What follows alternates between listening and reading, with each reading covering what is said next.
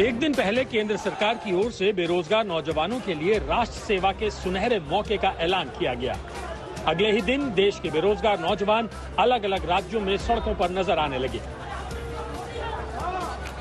विरोध का धुआं बिहार के मुजफ्फरपुर में दिखा, जहां नौजवान सड़क जाम कर प्रदर्शन कर रहे थे।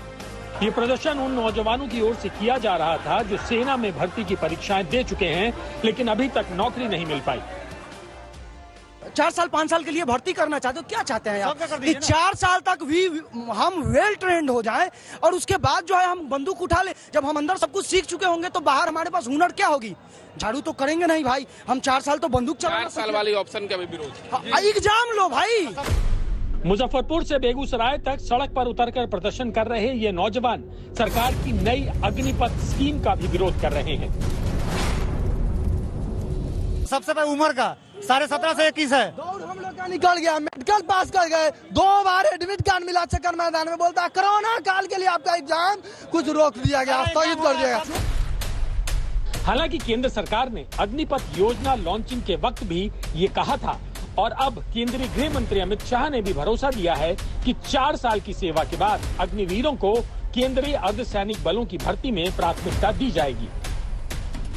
लेकिन बिहार से राजस्थान के सीकर तक देश के अलग अलग हिस्सों में नौजवानों के प्रदर्शन की कई वजह हैं।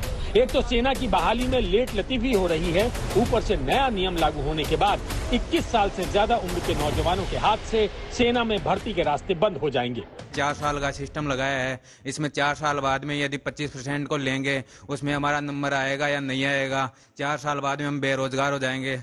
मैं ये कहना चाहता हूँ, ये जो अग्निवीर वाली ये जो योजना लागू की है ये अच्छी नहीं है, क्योंकि घर वाले इस आशा से हमें भेज रहे हैं हॉस्टल में कि बच्चा नौकरी लग के है तो 4 साल के बाद में घर पे भेज देंगे तो बेरोजगारी आ जाएगी।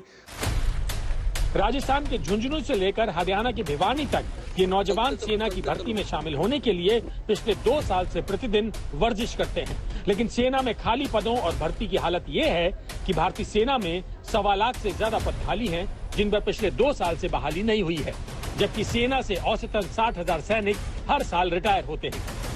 लेकिन 2 साल बाद अब सेना में नए तरीके से बहाली का ऐलान हुआ है, तो रक्षा मंत्री ने अग्निपथ योजना के तहत तीनों सेनाओं में करीब 46,000 भर्ती का ही ऐलान किया है, जो रिक्त पदों के मुकाबले करीब 80,000 कम है।